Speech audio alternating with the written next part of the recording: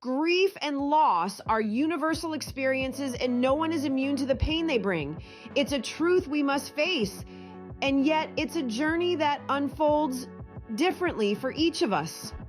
Imagine, if you will, the stages of mourning as a winding road filled with peaks and valleys, twists and turns. Some of us may travel this road swiftly, while others may take a more meandering path.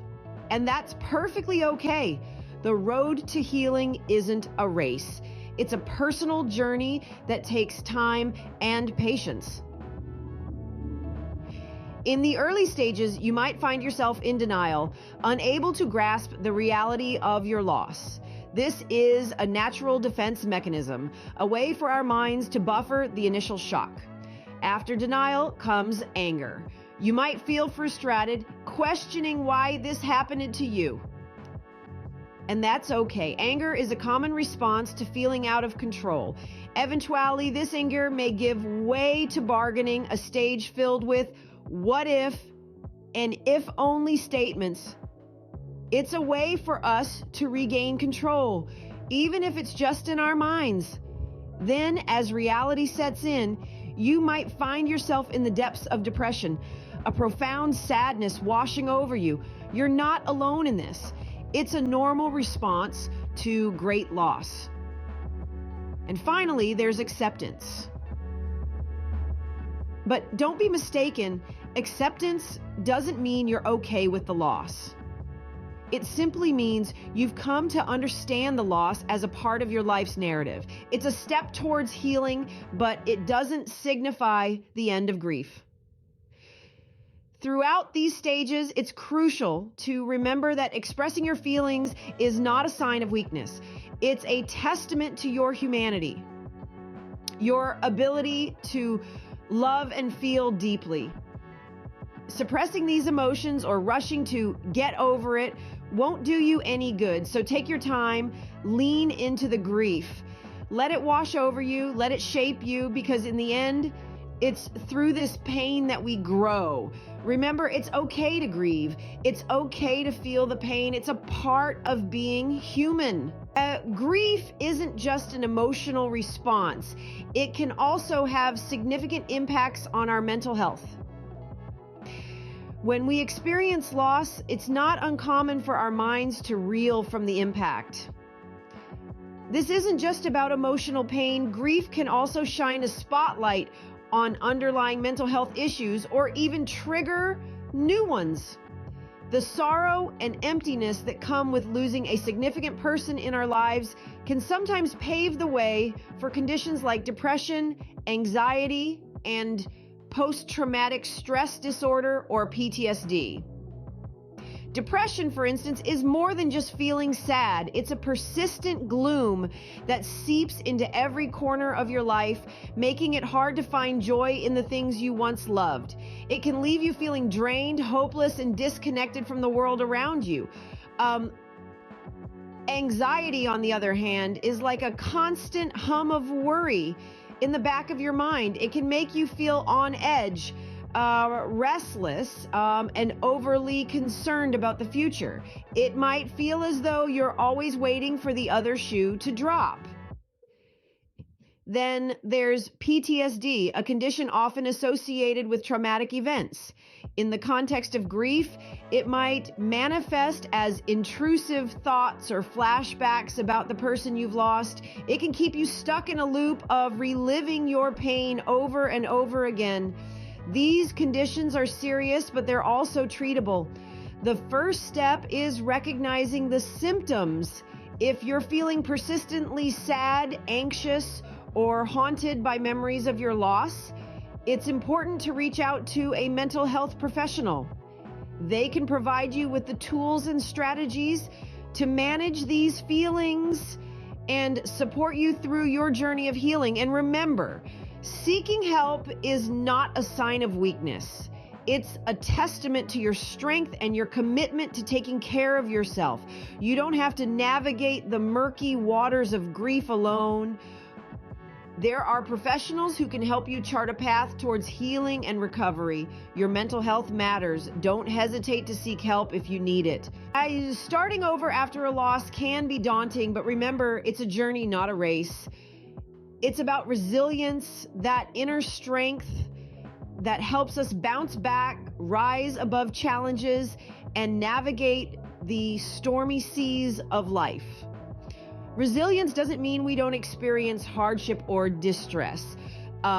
It's about how we respond to adversity and use it to grow and evolve. And it's not a trait that only some people possess. It's something within us all, ready to be nurtured and developed. So how do we cultivate resilience and rebuild our lives after a loss? Let's break it down into 3 practical steps. First, establish a new routine. The familiarity of routine can be a gentle anchor in the tumultuous sea of change. It could be as simple as a morning walk, a daily crossword puzzle, or a weekly coffee catch-up with a friend. The key is consistency, giving your days a sense of structure and predictability. Second, seek support. It's okay to lean on others when you're feeling shaky. Reach out to friends, family, or join a support group. You are not alone in your journey, and sharing your experience can be healing. Remember, it's okay to ask for help, and it's okay to accept it. Lastly, find purpose. Purpose is the driving force that gives our lives meaning. It could be a new hobby, volunteering, or spending time with grandchildren. It's about finding something that sparks joy and gives you a reason to get up in the morning. Starting over doesn't mean forgetting the past. It means carrying the love and memories with you as you move forward. It means honoring your journey, cherishing the past, but also embracing the future with open arms and an open heart. It's about finding the strength within you to continue the journey one step at a time. So remember, starting over is not a race. It's a journey of resilience, of rediscovery, and of rebirth. And always remember, you carry within you the strength to start anew. Starting over doesn't mean forgetting. It means moving forward with love and memories in your heart. Our body's recovery from medical issues can be a taxing process, not just physically, but also mentally. It's like a marathon where the finish line seems to be perpetually out of reach. The physical ordeal of recovery often overshadows another important aspect, our mental well-being. When we're on the mend, it's not uncommon to grapple with feelings of fear, anxiety, and even depression. You might fear a relapse or worry about not regaining your full strength. Anxiety may creep in as you navigate new routines or adapt to changes in your lifestyle. And let's not forget depression. It can silently seep into your life, making the recovery process seem even more daunting. But remember, it's okay to feel these emotions. They're a natural response to what you're going through. The key is not to let them overwhelm you. And that's where the wisdom of mental health experts comes in handy. One of the most significant pieces of advice from experts is to acknowledge your feelings. Don't bottle them up. If you're feeling scared or anxious, admit it to yourself and to others. This simple act of acceptance can be incredibly liberating. Next, try to maintain a positive outlook. Yes, it sounds cliche, but positivity has the power to change your perspective. It can transform an insurmountable mountain into a climbable hill. Another critical piece of advice is to stay connected. Reach out to friends, family, or support groups. Share your experiences, your fears, and your triumphs. You'd be surprised how much strength you can draw from the empathy and encouragement of others. And lastly, don't hesitate to seek professional help. Therapists and counselors are trained to help you navigate these turbulent waters. They can provide you with tools and techniques to manage your emotions effectively. Your body may be healing, but don't forget to take care of your mind as well. After all, health isn't just the absence of illness, it's a state of complete physical, mental, and social well-being. So as you move forward on your recovery journey, remember to nurture your mind alongside your body. Because a healthy mind contributes to a faster and fuller recovery. Maintaining mental health is just as important as maintaining physical health.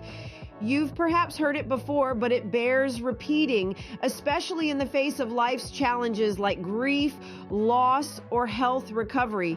So, how can we do that? Let's explore some strategies. Firstly, staying socially connected is vital.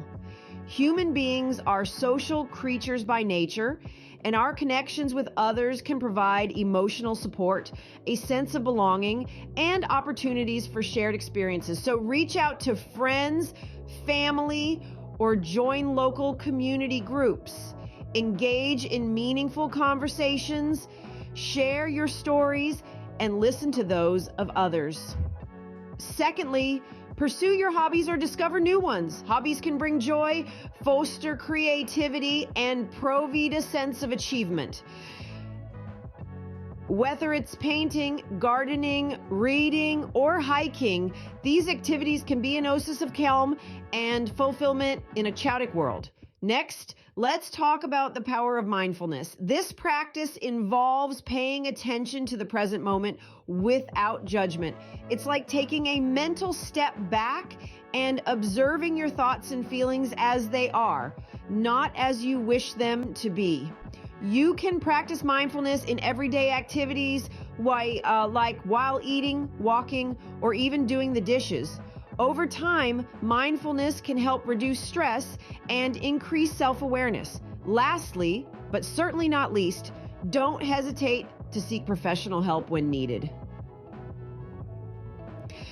Mental health professionals can provide valuable insights, strategies, and treatments for managing your mental health. It's not a sign of weakness, but rather a proactive step towards wellness.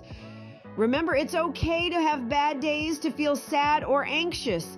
Emotions are part of the human experience, but it's equally important to recognize when these feelings persist and start affecting your daily life. That's when these strategies come into play. Caring for your mental health is not a luxury, it's a necessity.